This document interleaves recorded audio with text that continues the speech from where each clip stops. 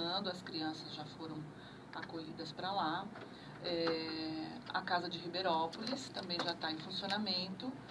E tem mais uma casa que é do Sítio São Jorge, Vila São Jorge, que será inaugurada ainda, acho que começo do mês que vem, ela já vai estar em funcionamento também.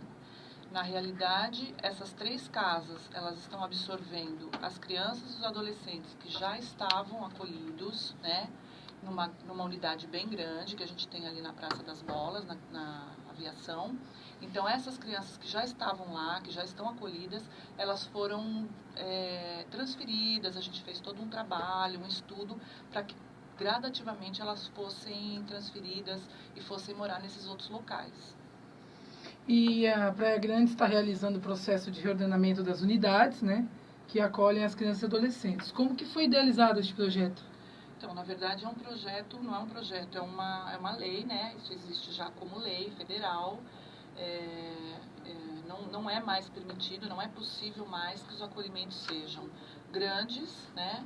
Acolham um número muito grande de crianças e adolescentes no mesmo espaço e que eles fiquem em locais diferenciados mesmo dentro do acolhimento. Então, que tenha berçário, que tenha um espaço para adolescente, espaço para as crianças. Não. Hoje se pensa em casas menores para que todos possam conviver, né? Então, na realidade, isso é uma lei, isso está sendo colocado em prática no município, né?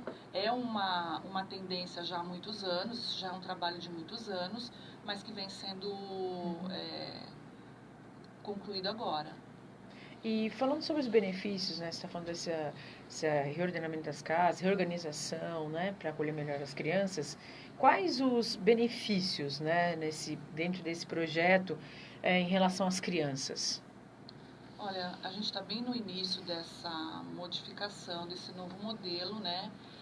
Mas a gente já consegue observar a qualidade no atendimento das crianças e adolescentes. Primeiro porque eles ficam o tempo todo juntos. Então é possível você entrar hoje numa casa e ver uma adolescente com um bebê no colo, ajudando a dar mamadeira, ajudando no banho, eles fazendo as tarefas de casa, que era muito mais difícil de fazer dentro do acolhimento antigo, né? Os próprios cuidadores tendo uma outra dinâmica também dentro do acolhimento. Então, assim, a gente está em fase de adaptação, muitas coisas são novas, né? Principalmente para eles que moram lá. Mas a gente já observa uma qualidade no trabalho por conta dessa vivência que eles têm todos juntos, né? As crianças que viviam dentro do berçário, hoje, elas transitam dentro da casa, então, assim, elas estão tendo mais estimulação, elas conseguem se sentir pertencentes àquele espaço todo, né? Não ficar só dentro de um berçário. Porque por mais que a gente cuide de crianças dentro de um acolhimento maior, por mais que você tenha uma qualidade ali de atendimento, é muito mais difícil você conseguir chegar onde a gente está chegando hoje, né? Então ainda é muito recente, mas a gente já percebe essa qualidade no trabalho. E falando sobre essa convivência das crianças, né, e adolescentes, qual que é o perfil, faixa etária dessas crianças que convivem nessas casas? De 0 a 11 anos e 11 meses, a 17 anos e 11 meses. Então, eles ficam ali até atingir a maioridade, alguns casos. A ideia é que seja transitório, né? O acolhimento tem que ser transitório, mas ele acolhe crianças e adolescentes de todas as idades. Né? Até os 18 anos, a gente acolhe e cuida, né? Quando é um adolescente nessa faixa etária, a gente tem que cuidar da autonomia dele, para que ele saia, ele tenha a sua vida, a sua independência. E, por exemplo, aqui é uma pergunta pessoal. Eu lecionei numa escola aqui em Praia Grande, um reverendo, e nós tínhamos um aluno que era, no caso, numa casa de acolhida, né, que estudava conosco em tempo integral. E, por exemplo, ele fez 18 anos. Qual, por exemplo, é o encaminhamento, né, fugindo um pouquinho do que a gente está falando, só para dar essa informação, quando ele completa 18 anos, como seria o direcionamento, né, que vocês dão para esse jovem? Na realidade, a gente tem que trabalhar com a autonomia deles, né? Porque nem todos conseguem voltar para a família de origem e muito poucos também conseguem ser contemplados com uma adoção. Então, nosso trabalho é na autonomia, na independência desse jovem. acontece com bastante frequência de outros jovens que já passaram pelo acolhimento, que já saíram do acolhimento, que são uma referência, como se fosse um irmão mais velho mesmo, que são referências afetivas, emocionais para esses outros, de fazerem esse link. Muitas vezes um sai, aluga seu cantinho, está trabalhando, aí o outro sai, vai ali, às vezes vai morar junto, que é o começo da vida deles, sim, né? Sim. Mas nessa faixa etária, a gente também conta muito com o programa Apadrinhamento Afetivo. Não no sentido de acolher essas crianças nas suas famílias, mas de acompanhar, como padrinho mesmo, acompanhar financeiramente, acompanhar afetivamente, dando um suporte emocional para essa fase mais difícil da vida deles, que é quando eles têm que sair do acolhimento. Sim, aproveitando que você falou de apadrinhamento afetivo, o que é esse apadrinhamento afetivo, né? O que é e como se dá?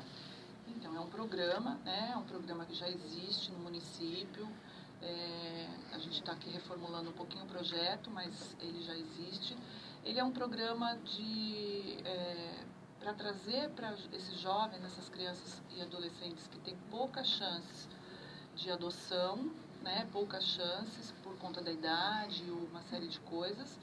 Então, muitas vezes, ele acaba ficando muito tempo dentro do acolhimento. E com isso ele vai perdendo, muitas vezes, as relações afetivas, vai perdendo muito das referências, né, que são importantes na vida deles. Então, o apadrinhamento, esse projeto, é um projeto que existe para que as pessoas interessadas sejam capacitadas, né? A gente tem todo um trabalho aí de dizer o que é um acolhimento, quais são as crianças e os adolescentes que nós temos dentro do acolhimento. E essas pessoas, apadrinhando essas crianças, elas vão acompanhar afetivamente, né? E dando esse suporte, como eu falei, para pelo menos, principalmente para esse início de vida deles, quando eles saem do acolhimento, que eles não podem contar com a família, né? Em todo o trabalho que a gente vem fazendo, a gente percebe que o que mais dá suporte para eles são essas relações aqui fora, né? O que eles constroem dentro do acolhimento, que não deixa de ser vínculos afetivos, mas são com profissionais, né? E aqui fora não, eles conseguem ter vínculos afetivos com pessoas que podem dar um suporte para a vida deles. Encanta. E, por exemplo, falando sobre o apadrinhamento afetivo, quem pode ser um padrinho, né? Pode apadrinhar um desses jovens? Qualquer pessoa que tenha esse desejo, esse interesse, né? Que tenha mais de 18 anos. A gente vai começar a iniciar agora um processo de capacitação. A gente está iniciando aí mais uma vez o projeto. Então, as pessoas podem procurar, vai ser divulgado tudo isso através da nossa imprensa na prefeitura, vai sair a divulgação, todos os passos, né? E as pessoas podem procurar, elas vão se cadastrar, elas vão passar por todos os processos de capacitação. Certo. Hoje a gente tem uma interface muito importante com o Poder Judiciário. Na verdade, sempre ocorreu, mas agora de uma forma mais implicada. Então, todas as pessoas que passarem pelo programa de apadrinhamento, pelo projeto, elas serão habilitadas através do Poder Judiciário, habilitadas pelo juiz, né? E, a partir disso, elas vão começar realmente a desenvolver o trabalho com o apadrinhamento. Esse trabalho, ele não é só acompanhado durante a capacitação, mas também depois. Tem uma comissão desse apadrinhamento, uma comissão de profissionais, né? Certo. Que vão acompanhar, vão fazer toda a capacitação e vão acompanhar esses padrinhos ao longo da vida. É como se fosse um familiar de um adolescente ou de uma criança dentro do acolhimento que vai ser atendido da mesma maneira, né? Então, eles vão ser acompanhados depois nesse processo aí, nesse caminhar com as crianças e adolescentes. E vocês têm alguma previsão, mais ou menos? E se vai haver algum tipo de inscrição? Qual Sim. vai ser mais ou menos? Nós temos 3 datas de lançamento para o apadrinhamento. Vai ser feito a semana que vem, eles vão lançar as datas. Que é assim, na verdade as pessoas vão para ter todas as informações. Não é um dia de cadastramento, não é um dia de inscrição. Todo mundo que tem todas as dúvidas, todas as questões, Sim. vão nesses dias e locais, né? E uma equipe vai estar lá para dizer tudo sobre o apadrinhamento, né? Como é que ele vai funcionar, tudo. E aí elas vão, as pessoas que tiverem interesse, vão retornar para fazer as suas inscrições, seu cadastramento, entregar documentação. Então, a gente vai falando passo a passo como é que vai ser feito isso. E aí, nesses 3 meses, né, que ela ficou nos abrigos, também sobre a exposição, né, que ela vai contar um pouquinho mais para vocês. Então, Mayara, eu peço que você comece, por favor, contando para os nossos ouvintes qual foi o sentimento que você teve como artista em poder fotografar essas crianças. Acho que, primeiramente, bom dia, né? Acho que o mais importante, a palavra-chave disso tudo é responsabilidade. A gente está lidando com vidas, né? Com vidas que já têm histórias. É uma exposição, um trabalho que foi unânime, a primeira vez realizado. Eu contei com o apoio, com a autorização e com a confiança de várias pessoas para estar realizando esse trabalho.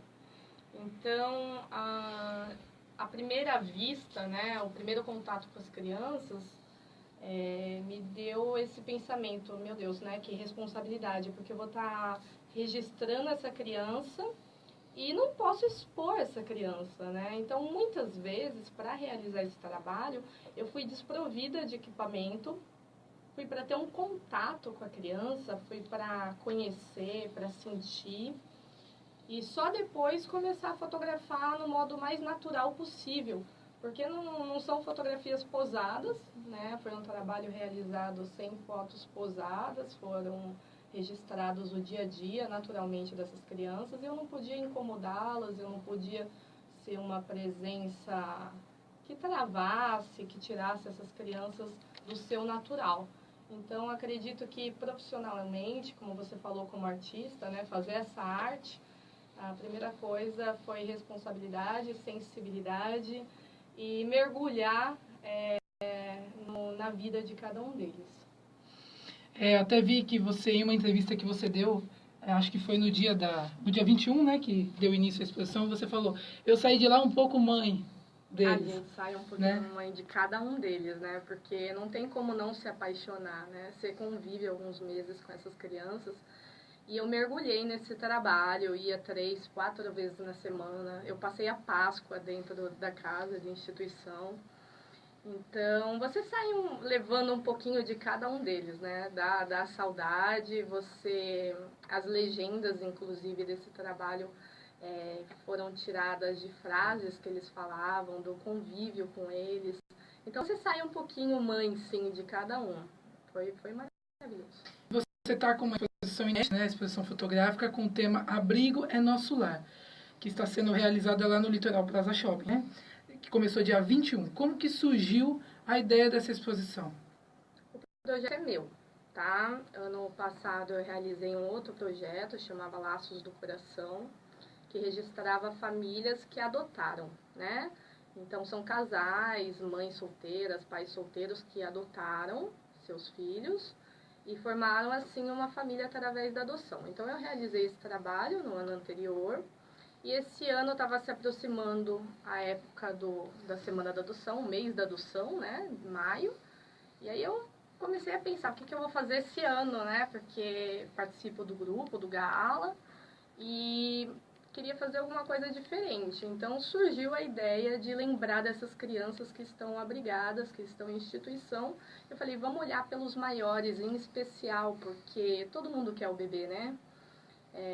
Sobretudo o bebê branco, o bebê do sexo feminino. Então, essas crianças pequenas, de 0 a 2 anos, elas estão garantidas. Pretendente para eles não faltam, inclusive tem fila de espera, né? Mas as crianças maiores acabam ficando. Criança de 12 anos, criança de 13 anos, e eu voltei o pensamento para elas e pensei o que eu posso fazer para abordar essas crianças de uma forma singela, delicada, e que eu conte com uma autorização, né? E aí eu procurei a Sandra, né? Falei, Sandra, eu tô com uma ideia um pouco ousada, né? O que você acha? E passei para a Sandra. E de imediato a Sandra acolheu, abraçou a ideia, levou até o juiz, conseguimos uma autorização unânime, como você falou, e tá aí, o projeto saiu do papel. É isso que eu ia te perguntar, como que foi essa acolhida do juiz? Como que ele acolheu a ideia? Eu acho isso quem pode falar melhor é a Sandra, porque ela que fez essa ponte, né? Eu fiz o projeto por escrito, eu expliquei para a Sandra. Ela falou, ó, é ousado, né? Mas a gente tenta, vamos tentar. O não a gente já tem. Foi essa frase que ela me falou. O não a gente tem, né? Vamos tentar o sim. Buscar o sim. E aí a Sandra que fez essa ponte, ela que vai saber falar um pouquinho melhor disso aí. Como foi, Sandra, que o juiz acolheu essa ideia? Ele acolheu bem. A gente fez um ofício através do grupo de apoio também, apresentando a Maiara, falando do projeto anterior do ano passado, né? E a única ressalva que ele fez era sobre a questão de não expor as crianças de uma forma negativa, né? E a ideia realmente não era essa. A ideia era a gente mostrar o abrigo como realmente o lar deles, porque a Maiara, inclusive, no começo, ela tinha uma ideia diferente, né? Depois, se você quiser falar sobre isso também, que ela queria mostrar o abrigo, que não seria o lar deles, que o abrigo não é o lar, né? E conversando com a Patrícia, ela entendendo um pouquinho a dinâmica do acolhimento, ela mudou o tema da exposição para o abrigo é o nosso lar. E a ideia foi bem aceita. Então, assim, a exposição é para se mostrar o outro lado, né? Que as crianças existem, as crianças que estão lá não só são crianças que estão disponíveis para adoção, dentro do acolhimento, são crianças, na sua grande maioria, que precisam retornar para a sua família de origem. Então, as pessoas acham que tem 70 crianças lá no abrigo, que são 70 crianças para serem adotadas, e não é. São crianças que, então, esse cuidado a gente tem que ter também, né? Porque elas têm as suas famílias. Nós temos hoje, acho que umas 8 crianças só destituídas do poder familiar, entre 10 e 17 anos de idade. E são crianças que não estão dentro do perfil dos interessados para adoção. Hoje, se eu tiver uma criança para adoção com 7 anos, eu não consigo colocar na minha cidade. Eu tenho que buscar em outras cidades pretendentes, porque eu tenho um casal pretendente, uma criança até 6 anos. Então, se aparecer uma criança de 7, eu não tenho como indicar em Praia Grande. Eu tenho que fazer uma busca na região, uma busca no estado, uma busca no Brasil. Entendeu? E, Maiara, você quer falar um pouquinho sobre a sua ideia inicial? Então, a princípio o tema da exposição seria Abrigo Não é Lar, né? Que é para incentivar as novas famílias, né, os pretendentes, a tirar essas crianças de lá. Então, eu passei por várias reuniões, vários filtros, né? E numa dessas foi com a Patrícia e sua equipe. E apresentei, a Patrícia falou assim, não, mas abrigo não é lar, aqui é o lar deles, né? Muitos crescem aqui, tanto que com esse reordenamento a ideia é transformar a instituição no mais parecido, no mais próximo possível a uma casa, porque é o lar deles, né? Eles crescem ali, muitos crescem ali, infelizmente. A gente tem casos que voltam para suas famílias, para os seus parentes, a gente tem casos de adoção, mas a gente também tem os casos das crianças que crescem ali, vivem ali, e essa é a história. Então, a busca, o trabalho desses profissionais é tornar o mais saudável, o mais próximo possível de um lar, essa instituição. E aí, conversando com a Patrícia, ela falou assim, então, eu adorei a ideia, né? É um projeto que a gente pode tocar para frente, porém o tema não se encaixa, né? Abrigo não é lar, abrigo é o lar, sim. Agora você busca um outro nome para a gente trabalhar. E aí o simples não é tão simples, né? Eu falei, meu Deus do céu, e agora, né? Abrigo não é lar, isso não saía da cabeça. E aí eu comecei o projeto sem o nome, né? E realmente é isso mesmo que ela me passou, que a equipe passou. Ali é um lar, né? Eles se cuidam, eles têm várias mamães, que são os profissionais. Eu presenciei diretores recentemente trocando fralda de criança, a Patrícia, inclusive, colocando brinquinho, eu tenho fotos gravando, colocando brinquinho nas crianças, penteando o cabelo, arrumando, dando carinho. Eles fazem oração com o tio lá antes de comer, todo mundo agradece pela comida. É um lar, é um verdadeiro lar. Uma criança, inclusive, falou para outra, para de comer, você não fez tua oração, brigando com o outro. Então, assim, são irmãos, né? Tem brigas, tem amores, tem dissabores, mas é uma grande família, é um grande lar. É muito gostoso de ver, porque, assim, eu me desprovi do profissional, né? Várias vezes, como falado, eu fui sem câmera, eu mergulhei ali naquelas crianças.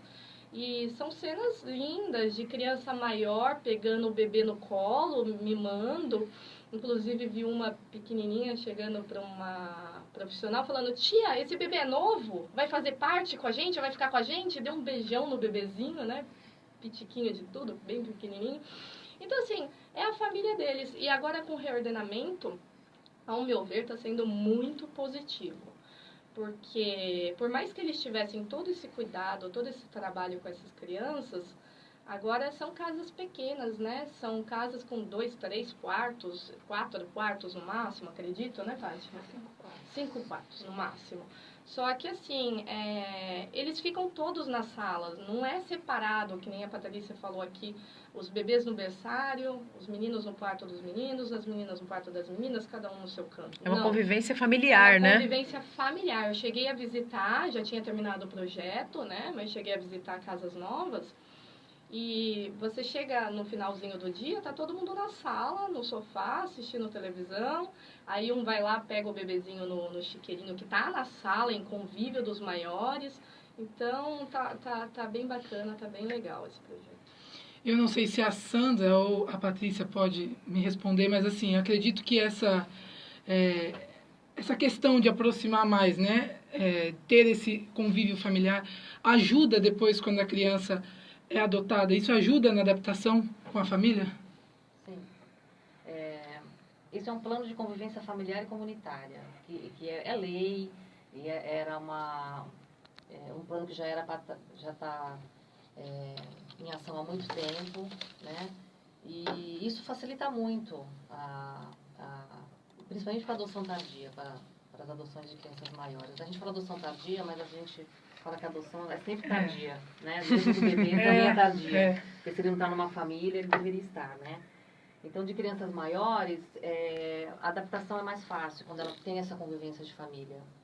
Tem a sua individualidade, pode mexer na geladeira, de repente, pode ver uma televisão num horário diferenciado, né? Numa instituição grande, fica mais difícil, fica muito mais difícil. Então, a gente está muito feliz com essa mudança, com o reordenamento, porque a gente tem certeza que isso vai facilitar a vida deles e a vida dos pretendentes. Exatamente, né? quando ele for, né, morar Já com uma tem. família, ele já sabe como é Sim. a rotina, não é mesmo? Até Porque a questão da disciplina, como a a Mayara falou. a né? organização, né? porque eu acredito que no convívio antigo, né, como vocês falaram, a bebê de um lado, do outro, então vai que esse casal que vai estar adotando essa criança, a própria criança não vai saber como se comportar, né? Isso a gente faz uma avaliação de estágio de convivência, né?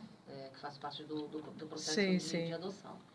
Em alguns casos de adoção de crianças maiores, a gente ouvia dos pretendentes essa dificuldade da criança em ficar paradinha esperando, comer, não tinha a iniciativa de mexer na geladeira para pegar uma fruta, ou de ir na fruteira. Aguardava sempre, né, a família chegar para ser servido, né? Então,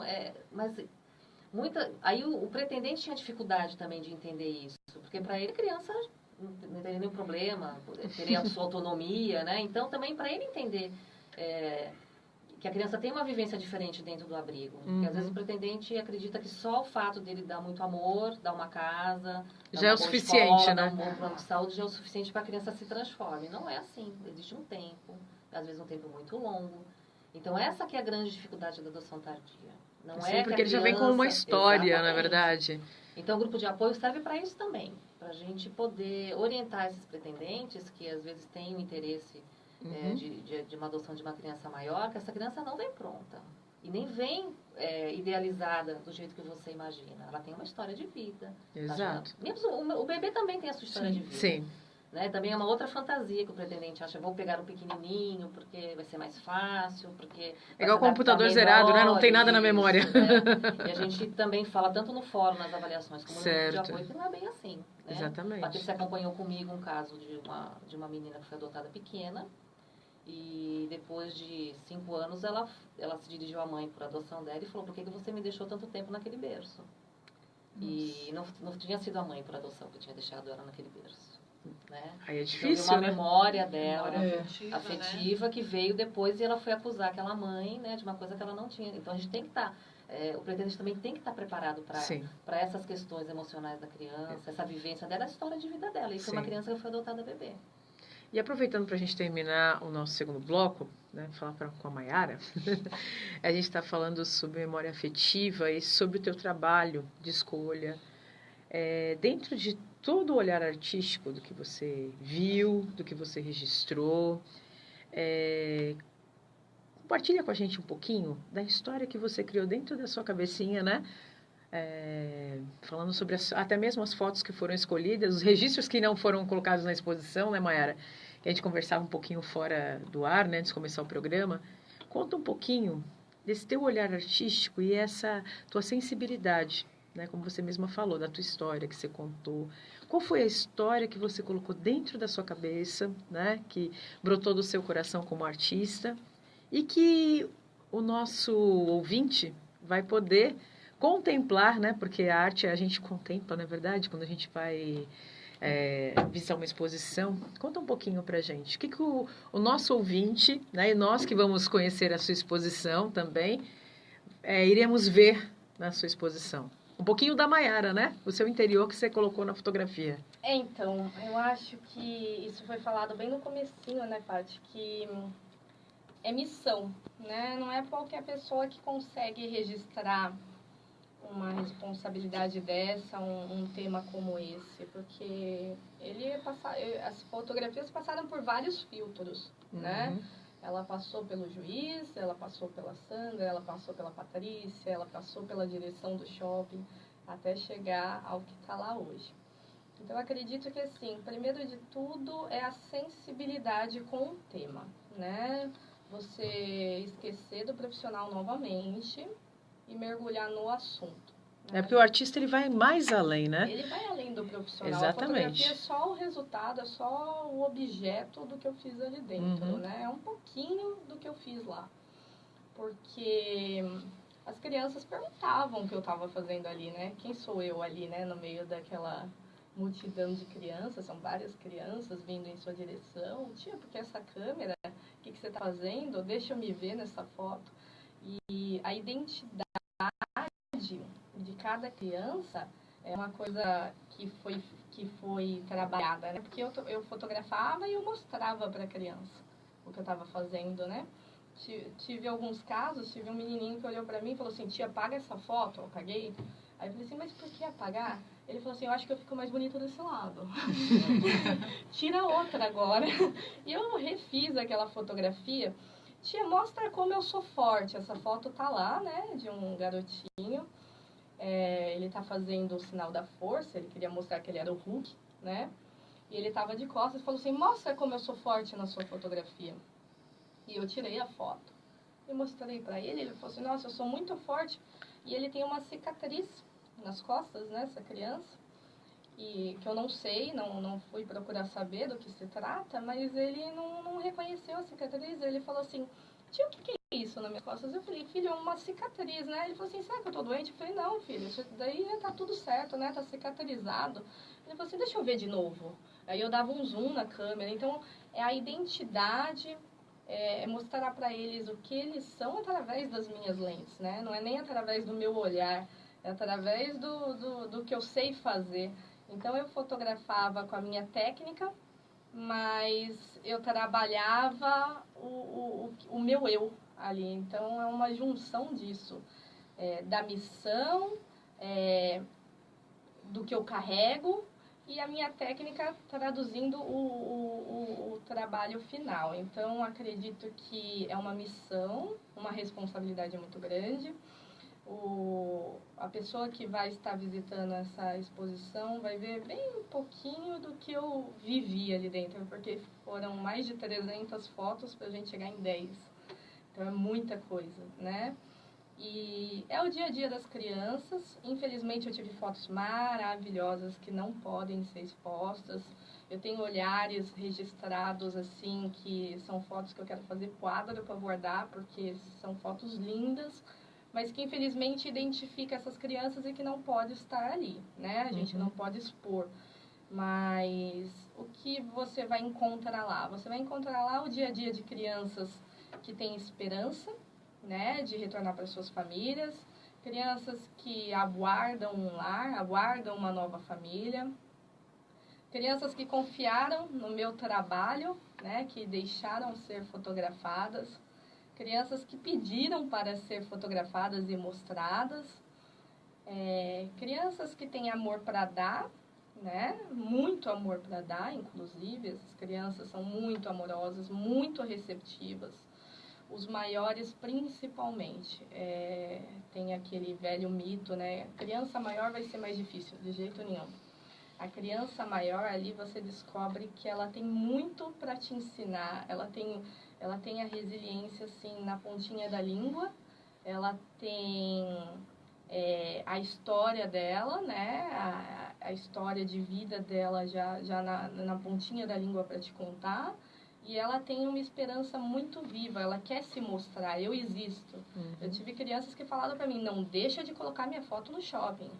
Aí eu falava, filho, a tia não sabe, né, se vai ser escolhida a tua foto, porque não é a tia que escolhe, vai passar pelo juiz, vai passar pela tia Pátia, vai passar pelo shopping, vai ter vários filtros, mas a tia traz a tua foto. Não, eu quero ver a minha foto no shopping. Então, assim, essas crianças querem se mostrar. Essas crianças existem, elas querem ser lembradas que existem, entendeu? Eu tive uma criança que falou assim, mas tia, você não vai fotografar os bebês? Eu falei, não, a tia não veio fazer trabalho com bebês, a tia veio fazer trabalho com vocês, com crianças maiores.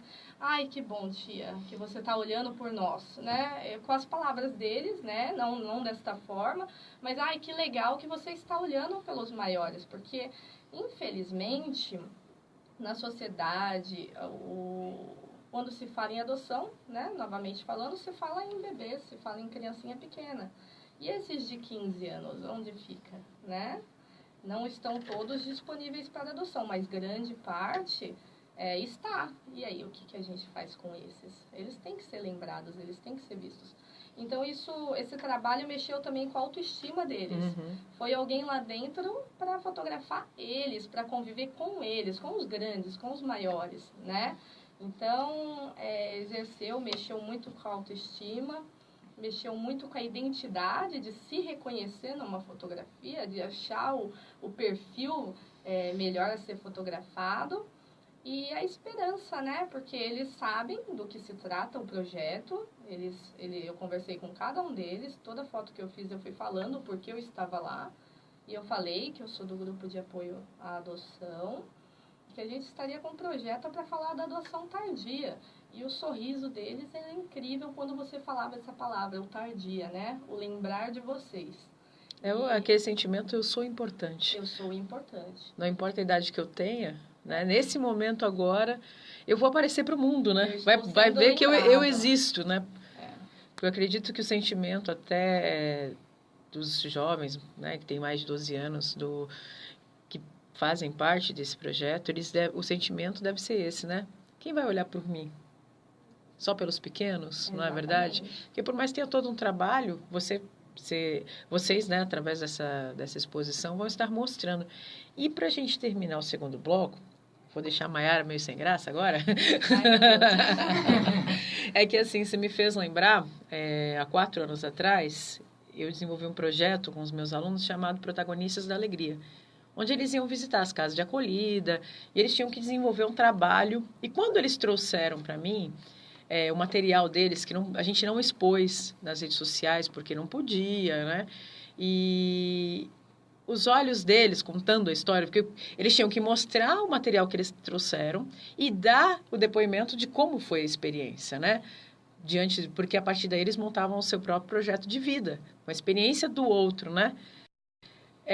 O coração da Maiara, com essa exposição, o que você vai levar para a vida? A Maiara, não a profissional, é artista. A Maiara, como é que está o coração da Maiara diante dessa vivência, na verdade? Porque, na verdade, você está passando por um processo de convivência diferente, né? Que você vem de uma casa com mãe e tudo mais. Você está vendo crianças que não têm um lar, né? Na verdade, ou passar por um processo de ter que se afastar das suas famílias, na verdade, estar vivendo, né, hoje, diante desse projeto, uma situação diferente de estar em família. Como é que está o coração da Maiara para a gente fechar? E eu queria que você fechasse com um convite para os nossos ouvintes, depois que você contar como é que está o seu coração diante disso tudo. meu coração. A família cresceu, na verdade, né? Eu venho de uma família pequena. Na verdade, sou eu e minha mãe, alguns tios distantes. E do nada eu me vi com uma grande família. Vou levá-los para o resto da vida. Inclusive sinto saudade, entro em contato, ligo para uma diretora, ligo para outra diretora, atento a Patrícia. Patrícia, eu quero ver tal criança. Patrícia, eu tô com saudade. E ela fala, calma, vamos lá, vamos visitar. Porque a gente se apaixona, não tem como não se apaixonar. A gente se apega. Esses dias eu fui fazer uma visita numa casa nova e tava com uma menininha no colo, veio uma outra e falou assim, tia, você não sabe. Eu falei assim, o que foi? Eu pensei tanto em você que você veio me ver. O que eu vou falar além disso, né? Não precisa falar mais nada, né? Eu pensei tanto em você que você veio me ver. Então, assim, é muito recíproco. Eles se apegam e você muito mais, né? A gente não sabe o amanhã de cada uma dessas crianças. Mas enquanto elas estiverem acessíveis, eu vou estar visitando, eu vou estar convivendo, porque todas têm um pouquinho da minha história, né, registrada, porque elas participaram de um passo profissional muito grande, uma exposição unânime no Brasil, conseguimos, Praia Grande passou à frente, né? Então, eu devo isso a quem? A essas crianças, né? Então, eu vou carregá-las para o resto da vida. Esse é o sentimento. E, Mayara, ainda para você, a pergunta, as fotos que você fez são de quantos abrigos diferentes? Então, eu tinha portas abertas para entrar em todas as casas. As diretoras estavam disponíveis a me acolher, a deixar eu realizar o trabalho. Eu visitei 3 casas e eu decidi fazer em uma só. Pelo espaço físico, pela divisão, pelo fato de ter um parque em espaço aberto, me facilitou no quesito técnica, né? Então, assim, eu tive todas as portas abertas, mas uma casa em específico, a faixa etária específica, foi mais fácil de realizar. Então, eu fiz na casa da Tupi, a casa 2, né? Considerada Aviação. Aviação Lar São Francisco, né? Unidade 2. IASF, unidade 2. Unidade 2, que foi, assim, o que eu senti mais facilidade com a recepção das crianças. Não que as outras não me recebesse bem. Porém, a casa 2, a faixa etária diversificava, tive crianças com 12, tive crianças com 6, com 4, tudo misturado, tudo junto. O parquinho me facilitou bastante na questão das imagens. Então, eu visitei algumas casas, mas em específico fiquei com a unidade 2. A Casa Vó Benedita de Santos, que é uma casa de acolhimento também. A Casa Crescer e Brilhar e o LAN de São Vicente, que eles fazem uma divisão, né? Que o grupo de apoio de São Vicente também tem uma parceria lá com os abrigos. E aqui em Praia Grande a gente vai fazer a doação para o Fundo Social, que aí vai disponibilizar para quem eles quiserem disponibilizar. E só para a gente encerrar, fala um pouquinho como que é o trabalho do Gala. Então, o Gala é um grupo de apoio que está há 8 anos já em atuação, e a nossa proposta é falar sobre adoção, trazer os temas das dificuldades, dos mitos, né, que envolvem o tema. A gente se reúne todos os meses no Colégio Roque Novo Mundo. A gente tem uma sala lá que foi cedida já há 8 anos, né? Então, geralmente é as penúltimas quintas-feiras de todos os meses, com exceção de julho, que a gente tem as férias, a escola fecha, né? Amanhã nós temos a nossa reunião, a partir das 19 horas, para quem for a primeira vez. A gente faz também um acolhimento para quem vai a primeira vez. E às 20 horas a gente começa a reunião com o tema. Amanhã vai ser o depoimento de uma mãe por adoção, que começou como voluntária do abrigo, né? Foi uma adoção muito bacana, porque foi de uma criança especial e de uma criança que não tinha muita perspectiva de ser adotada, né? Porque sempre tem isso, vai ser impossível, e a gente fala que pode ser difícil, mas para a gente impossível, a gente não coloca como impossível, porque sempre aparece, né? As 2 crianças impossíveis, né, que nós tínhamos, foram adotadas, né? Demorou um pouquinho, 5 anos, né? Então, quando o pretendente fala que está na fila há 1 ano e ele reclama, eu costumo dizer que tem uma fila que é muito mais perversa do que a dele, que é a fila da criança que está esperando. Então, eu sempre lembro deles. Tem crianças que ficaram 5 anos esperando uma família. Então, se o pretendente espera 1, 2 anos para ter um filho, eu sempre faço essa comparação dessa fila, que nós temos 2 filas, né? E existe sempre o mito também da burocracia, que é muito demorado. Isso é uma coisa que a gente trabalha muito no grupo, que acho que é um papel importante do grupo também falar disso. Que a demora muitas vezes não é do judiciário, não é da preparação, é uma demora necessária sim, é um processo que tem que ser cauteloso, porque nós estamos falando de vidas, de crianças que já sofreram abandono. Nós tivemos casos de devoluções, né, que a gente chama de desistência, a gente nem fala devolução, porque não é uma mercadoria, né, mas popularmente se chama de devolução, a gente coloca como uma desistência do filho. Então, para a gente evitar isso, a gente faz um trabalho dentro do grupo de apoio, mostrando, né, a realidade do mundo adotivo, que apesar de não ser fácil em algumas situações, é uma modalidade de construção de uma família diferenciada, né, porque não é da forma biológica, mas é da forma afetiva. E é uma forma legítima como a família biológica.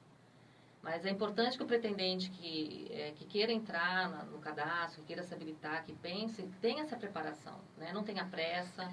Porque quando ele chega no fórum para fazer a sua habilitação, na verdade, principalmente os pretendentes que não podem ter seus filhos biológicos, eles já vêm de uma espera, ou da espera do filho biológico natural, ou por uma inseminação, ou por uma... né? Então, existe essa demora. Então, quando ele chega lá no fórum, ele já está com uma ansiedade de anos. Né? A gente sabe que a fertilização é uma coisa dolorida, é uma coisa que requer também recurso financeiro. Então, ele já chega no fórum com aquela esperança de que eu vou me cadastrar hoje e amanhã o meu filho vai estar aqui. Né? Então, lá começa novamente um outro processo. Né? E é demorado porque tem que ser cauteloso. Então, todas essas questões a gente trabalha lá no grupo de apoio. Então, o convite está feito para todos, a caminhada é um dia de comemoração, é um dia de alegria. E a gente fala que é Dia Nacional Municipal da Adoção e adoção em todos os seus sentidos. Adoção das crianças que não puderam ficar com as suas famílias biológicas e adoção dos filhos das famílias biológicas também. A gente acredita que todo filho tem que ser adotado, seja ele biológico, seja ele por afeto. Né? Se a gente não conseguir adotar nossas crianças, nossos adolescentes, não tem muito valor. Né? Então é dia de comemoração de todas as crianças, de todas as famílias constituídas. Então é uma grande festa, todos convidados, quem tiver interesse na camiseta é só trocar pelo leite, quem não tiver interesse é só chegar e caminhar com a gente. A previsão da saída é 10h30. A gente vai até mais ou menos ali a altura do Conviver do Boqueirão. Dá mais ou menos uns 2 quilômetros, não chega a 2 quilômetros. Mas é uma festa bem bacana, bem animada. Ah, sim. Muito bom. Então, agora, para a gente encerrar, que a gente já está com o tempo um pouquinho estourado, Maiara, convido o pessoal para a exposição. Então, fica o convite, né? Não a minha, mas a nossa exposição. Venham prestigiar nossas crianças e se encantar com todas elas. Muito obrigada pela oportunidade de estar falando a respeito desse tema que tanto me encanta. E pensem com carinho sobre a adoção tardia, né? Um agradecimento especial ao Litoral Plaza Shopping, que nos acolheu, nos patrocina há 2 anos já, né? E convidar, a exposição vai até o dia 31, agora de maio, horário de funcionamento do shopping das 10 às 22 horas, exatamente. Ok, então, eu agradeço a presença da Maiara, da Sandra, da Patrícia, do Luciano também, que está ali escondidinho. Obrigado pela presença de vocês aqui, viu? Obrigada a vocês. Parabéns pelo trabalho, Maiara. Parabéns também a vocês por todo esse trabalho. Eu já tive o prazer de conhecer, assim, não tão de perto como a Maiara, mas como eu já fiz essa entrevista com a Sandra, então eu já pude conhecer um pouquinho melhor. Realmente é um trabalho encantador. Parabéns e obrigado.